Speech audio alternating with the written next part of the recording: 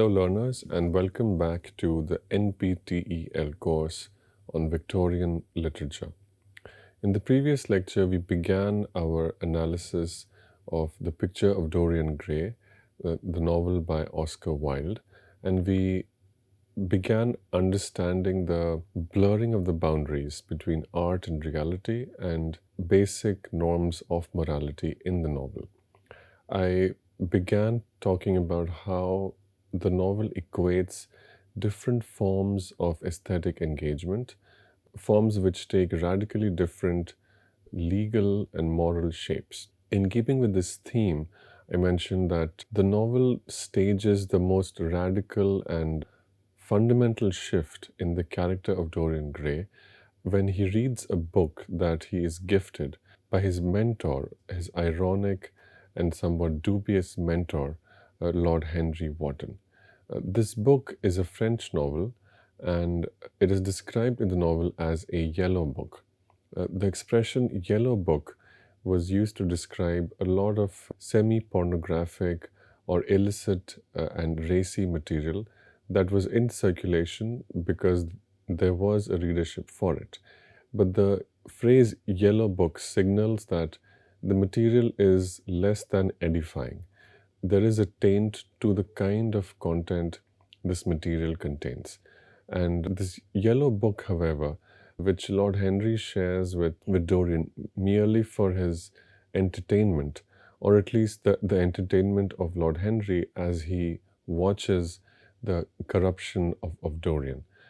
The effect, however, is not entertainment but something fundamental. Dorian reads this book and changes. He describes that it is the strangest book he has ever read, which is a different reaction from what Lord Henry was expecting. In fact, Lord Henry would have expected Dorian to not find anything new or too shocking in the book, or nothing shocking given the kind of things Lord Henry has been saying, and given the kind of actions Dorian has been undertaking in response to that kind of education. Nonetheless, Dorian finds something shift, something change fundamentally upon reading this book. Dorian discovers a stimulating world in which the Parisian hero indulges in every conceivable type of sensuous experience. It was, the narrator observes, the strangest book that he, that is Dorian, had ever read. Things of which he had never dreamed were gradually revealed. Although it is not named, subsequent scholars, readers, commentators have gathered that this book is J.K. Hoyman's notorious Au Rebou, the French title usually translated into English as Against Nature. Hoyman's experimental novel focuses on Asientes, a weakly aristocrat who spends hours in his luxurious home reading books. Which books? Books from the Roman Empire's decadent period, including Suetonius's Lives of the Caesars. Elsewhere, the eccentric protagonist secludes himself so that he can indulge his bizarre aesthetic pursuits, all of which seek to intensify his senses. At one point, this protagonist delights in plating the shell of a live tortoise with gold and encrusting it with jewels. So, there are two things to note in this choice of book and the reaction that Dorian Gray has upon reading this book. The first thing to note is the kind of character and action the book describes.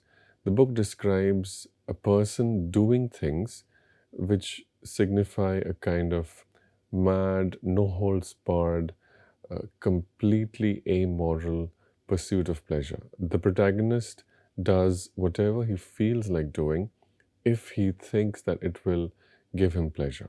That is one.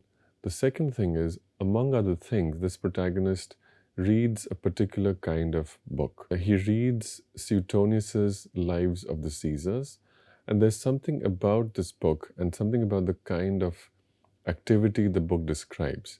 Among other things, the book describes the sexual lives of privileged and powerful male Roman rulers and politicians. The kind of activity this book describes and delights in is highly immoral.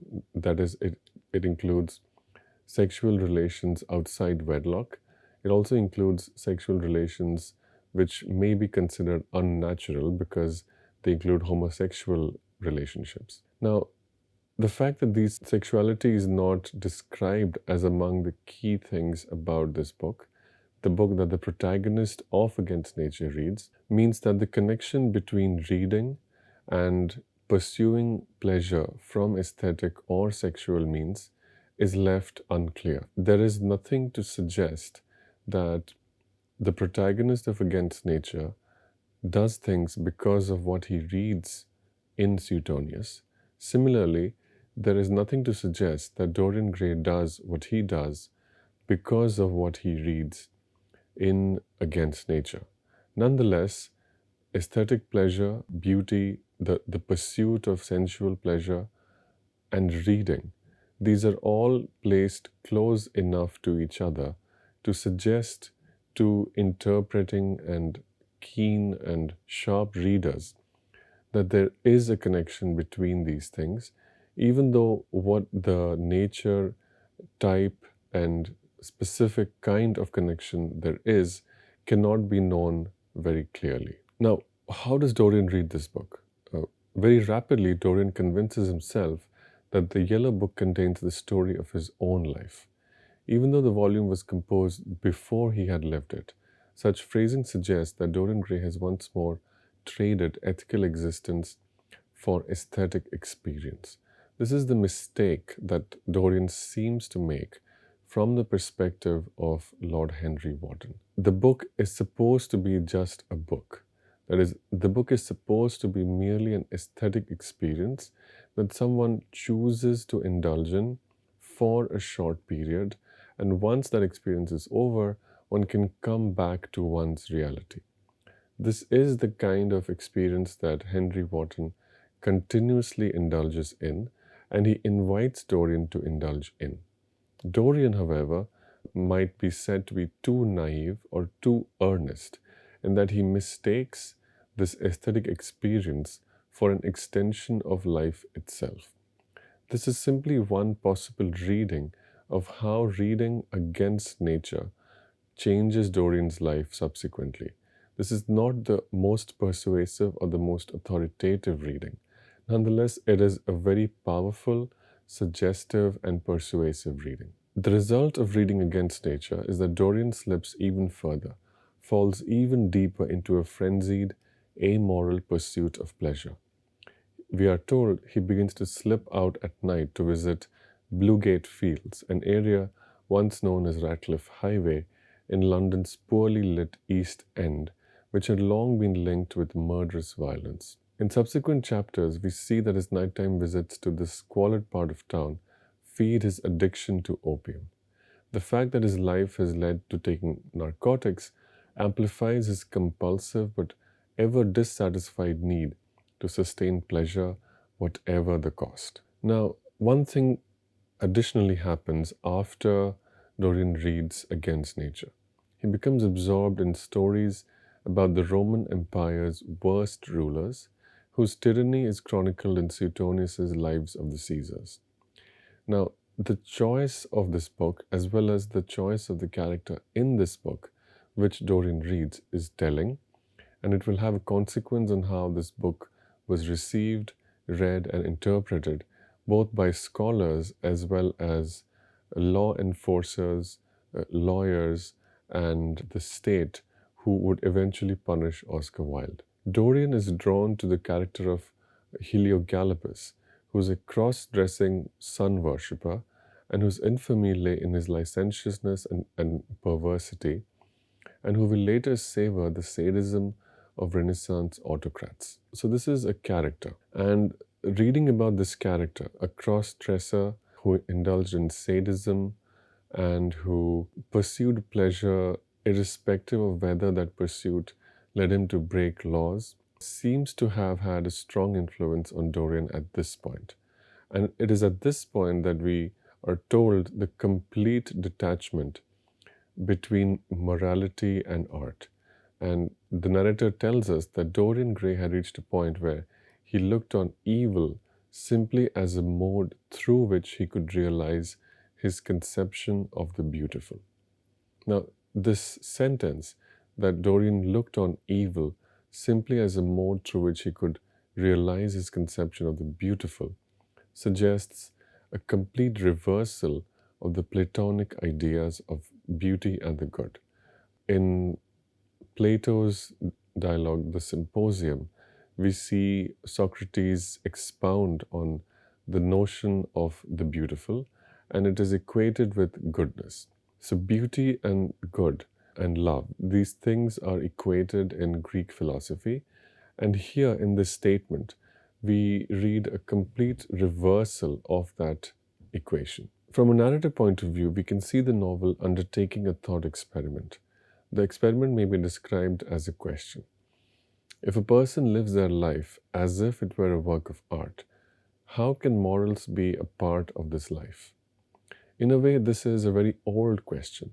From an intellectual and philosophical perspective, this is a question which will be very interesting to historians of Western thought, to historians of Western philosophy, and especially to historians and scholars of Western aesthetics, as indeed Oscar Wilde was, as a scholar at Oxford. Among the most brilliant scholars of his generation, he studied aesthetics at Oxford University from Walter Pater, who in his time was among the most pioneering scholars of aesthetics. So the novel can be seen as an intellectual exercise. The exercise which seems to ask, how can art create a space for morality if a person lives their life as if it were a work of art? Further, the novel also invites us to ask, can we really blame this person, art, or artist for not having any qualms about committing the kind of crimes that we associate with legendary despots? And this is not a rhetorical question. This is a sincere question, and the novel is best read as a curiosity, as an attempt to find answers, as a genuine act of intellectual inquiry to seek answers to a real philosophical puzzle. And indeed, it is this very genuineness, it is this very honest and sincere approach to know the answers to important questions that would eventually get Oscar Wilde in legal trouble and would lead to his imprisonment, as we will see shortly later. Now, to return to our commentary and understanding of the plot, at some point Basil tries to save Dorian because Basil sees the changes that his portrait is undergoing as Dorian continues to stay beautiful, continues to appear innocent and attractive. This is Basil's moment of fear and shock. Basil is shocked that the painting he has made has turned into a grotesque and ugly version, reflecting most obviously the crimes that Dorian has been committing, the subject of the painting has been committing. Basil tries to save Dorian and advises repentance. Basil advocates for a Christian idea of guilt, purgation, and salvation. In response, Dorian murders him. Of course, this is a very crude plot summary, but effectively this is what happens. And this act, this response to an effort for salvation and an effort to save him, speaks a lot about the detachment from morality that aesthetics and the pursuit of sensual pleasure has become for Dorian. When Basil sees his altered portrait, he exclaims in horror, "This is the face of a satyr. It has the eyes of a devil." It is, Dorian corrects him, the face of my soul. On the one hand, even after this, committing murder, which culminates a series of violent acts that Dorian has been engaging in.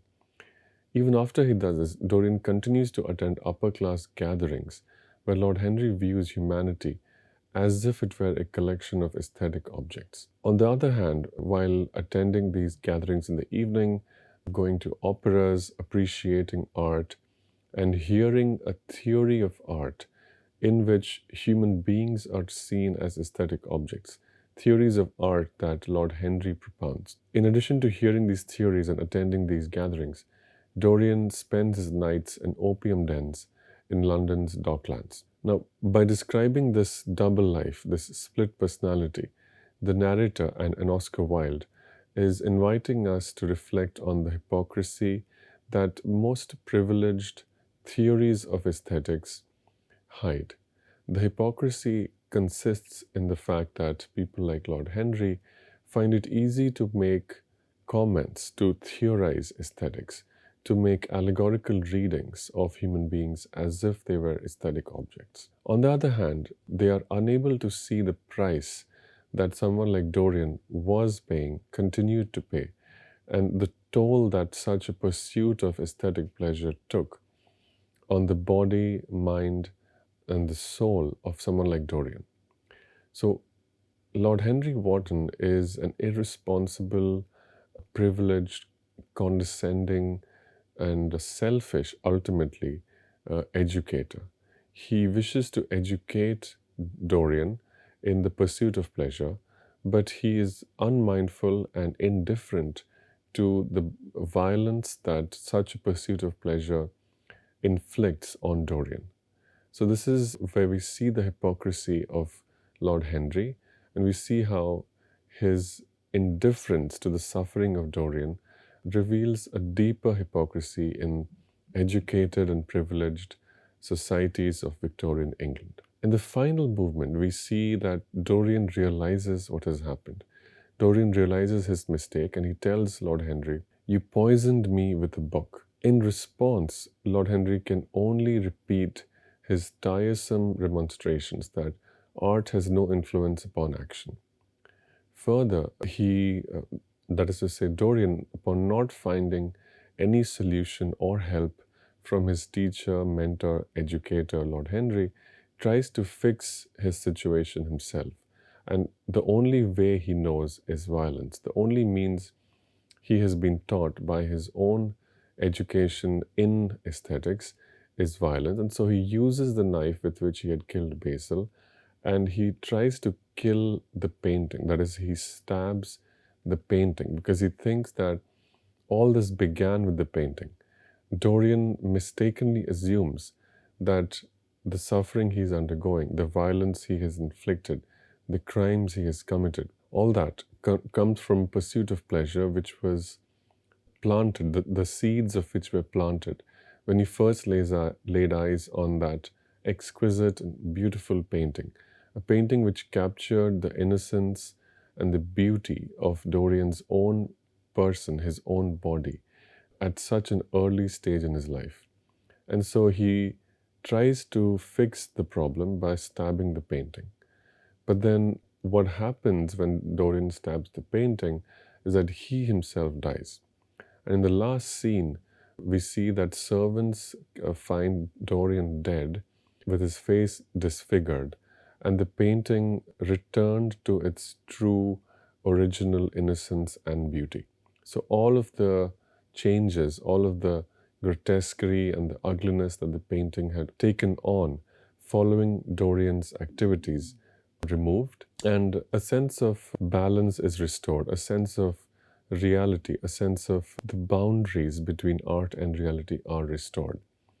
The ugliness returns to Dorian's face and the painting becomes beautiful and untarnished again. So this is how the novel ends, and this is and the key phrase that the narrator uses are that the corpse looks as withered, wrinkled, and loathsome of visage as the portrait had been. And now the portrait is returned to its original beauty. So this was the novel, and one can see that if one wishes, one could undertake allegorical readings of it. One could easily see how the story thus told is a morality tale. That is, through the tragic, painful end that Dorian meets, the novel might be telling its readers, do not make the mistakes that Dorian made. Always remember the true place of art in society. Always remember that society is different. Always remember that society is governed by laws, morals, and restrictions on human behavior. These restrictions may not apply to the world of art, but they certainly apply to human beings who live in society. Art is not society. It could be said that the novel interprets or asks readers to interpret it as a morality tale. However, none of Wilde's contemporary reviewers saw it this way. There was a lot of harsh backlash and vicious criticism from many contemporary reviews in newspapers and magazines. These reviewers claim that the novel appears to be a morality tale, but only in theory. That is, only in some moments the narrator tells readers that it is a morality tale. In practice, or in the description of actions, in the narration of events which give the novel its narrative weight and its power, in these things, the novel actually glorifies the immoral behavior.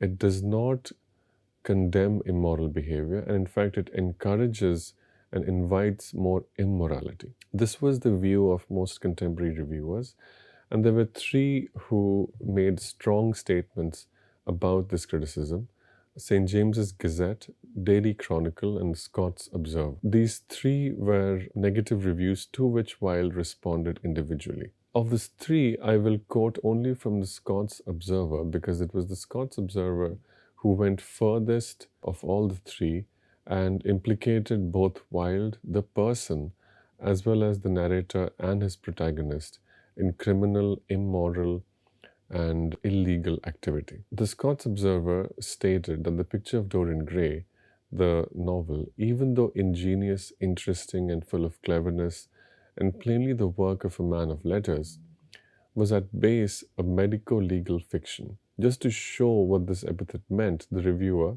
who was most probably an assistant editor, Charles Whibley, claimed that the story, that is Dorian Gray's story, dealt with matters only fitted for the criminal investigation department or a hearing in camera. Further, while the editor praised the author for using good language, the main reason for condemning the work was that it had been written for none but outlawed noblemen and perverted telegraph boys. These are the words that the Scott's Observer used, that the picture of Dorian Gray by Oscar Wilde was intended for none other than outlawed noblemen and perverted telegraph boys.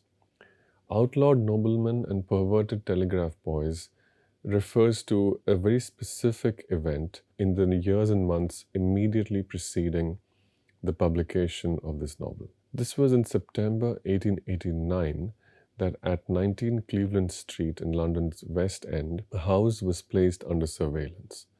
The reason for this was that a telegraph messenger boy was accused by his employer of theft. That's because the boy possessed 18 shillings, a sum far greater than what his meager salary would allow. Upon questioning by the police, the boy revealed that he had received money from noblemen in exchange for sexual favors. And the nobleman in question happened to reside in this location, that's 19 Cleveland Street.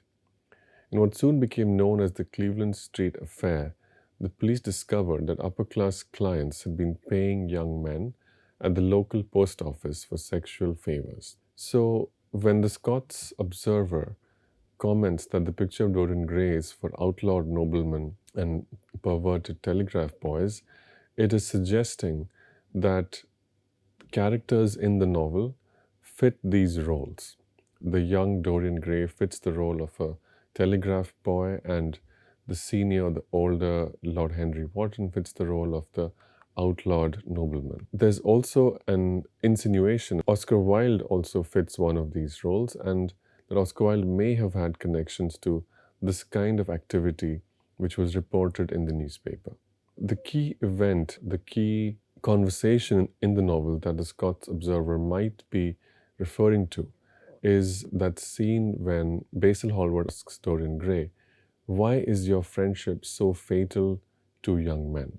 And this is fatal to young men. So Dorian Gray, the crimes of Dorian Gray are equated with the crimes of that nobleman on 19 Cleveland Street in West London who was caught paying young boys for sexual favors.